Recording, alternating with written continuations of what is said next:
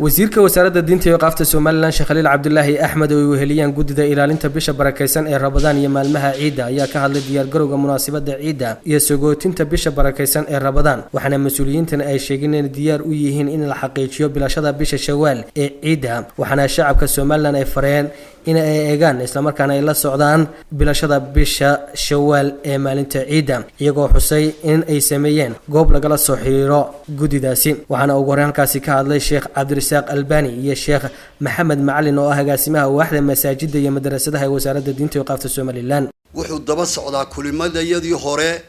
ee wasaaraddu ay maaragtay u diyaar garowga Ciida iyo sagootiga Ramadaan hawlgalkeedii ay ku jirtay wararkii hore ee naga baxay fadhiyadii hore ayuu kanina daba socdaa waa taxadir iyo si aynu isaga ilaalino khilaaf la'aan oo inagoo wada jira oo suuban sidii aynu mar u wada soonnay marna aynu u wada iidno ayaa ijtihaadka intaa leeg iyo rukniga diinta ah loo ilaalinaya waxa waajib ah mar haddaynu gabagabi marayno inaynu iyadana u guntano sidii maaragtay ay looga biyo dhiijin lahayn xaqiiqada u taaban lahayn allahayna waafajiye aynu Ciida inagoo wada jira aynu u tukan lahayn haddii Allah yiraahdo rasuulkeeni wuxuu yiri calayhi salaatu wasalaam suumu biru'yatiha wafduru biru'yatiha taasaynu ka duulaynaa waxaanu culimada faraynaa oo aanu shacabka reer Soomaaliland meel kasta ay joogaan faraynaa oo caalamul islaam wixii kale ee maqlay aanu faraynaa in haddii Allah yiraahdo la ilaaliyo ciddii aragtaana lambarka Ramadaan aanu soo dhiibno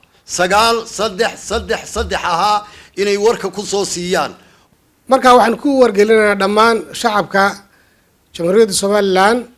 meel ay joogaanba inay u diyaar garoobaan eegista bisha Shawaal oo caawa ka bilaabmaysa in loo diyaar garoobo eegisteedii ciddii aragta waxaanu ka codsanaynaa in ay soo gaarsiiyaan dhammaan isuduwayaasha wasaaradda waqaafta ee gobolada iyo rugaha booliiska isla markaana dadka u dhow caasimadda waxa iyagu ay soo garaaci karaan nambarka 9-3-3 waa nambarka la yiraahdo 9 iyo 3-3 ayay soo garaaci karaan sidaasaynu markaa inagoo midnimadeena ilaashanayna shareecadiina waxa weeyaan ilaalinayna oo waafaqayna waliil amriga muslimiinta na waxa weeyaan taacadooda ilaalinayna ayaynu marna ku wada soomaynaa marna ku wada afuraynaa ilaahayna waxaan ka baryaa subxaanahu wa tacaala in uu noogu dhameeyo bisha Ramadaan si khayr leh dhanka kale wasiirka wasaaradda diinta iyo qaafta Soomaaliland ayaa fariin u diray culimada masaajidda maalinta Ciida oo ku aadan maalinta Ciidul Fidriga sida aad arkaysaan waxaanu lahayn shirarkiis daba jooga oo taxana soo ahaa oo intaba dadkan ku wacyigelinaynay sidii bisha Shawaal loo ilaalin lahaa maadaama aanu ilaashanay bishii Ramadaan ilaashanay oo Ilaahay subxaanahu wa ta'ala khilaaf la'aan iyo dadka mas'uuliyiinta ah ee wax garadka ee ka mid yihiin culimadu iyo ka mid yihiin maalqabeennadu iyo ganacsatadu ay ka mid yihiin dadka mudakarka qofku waa inuu soo gaarsiiyo oo mar aan la seexanin hadduu bisha arko qofku waa inuu soo carara oo ummadda u sheega oo ana arkay bishii waayo ajar dhow ka helaya xasanaadna Ilaahay waa ugu qoraya subxaanahu wa ta'ala marka inuu la seexdo ma wanaagsana xanuun baa Ilaahay subxaanahu wa ta'ala dalka ku saliday iyo caalamka guud ahaanba Ilaahayna wuu inoo sakhiray wuu inoo fududeeyay xanuunka maanta jira awgii waxaan doonaynaa inaanu ilaalino protokolladii iyo nidaamkii ay wasaaradda caafimaadku inoo soo sheegtay oo ah in masaajidada haddii lagu tukanayo la kala durko afsaab la xidho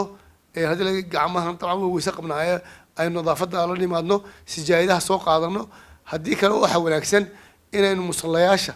iyo meelaha bannaanada ah sida caadada ahayd aynu ku tukano hawadu ay furan tahay ku tukano haddana aynu taxadir ahaan soo qaadano sijaayadii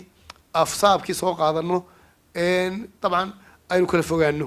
taasna waan isku baraarujinaynaa waxaan nahay ummad muslimiin walaalayaal muslimiintuna in ismaqashaan loo baahan yahay in wali amriga la dhageystaa loo baahan yahay qofka wali amriga ihaanaysta ee aan xaq dhowrin ee aan ilaalinin rasuulku wuxuu yiri man ahaana sultaan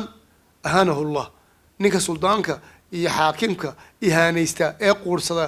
ee maqli waayo wali amriga ilaahayna ha gumeeyo ha waa la quursaday buu isugu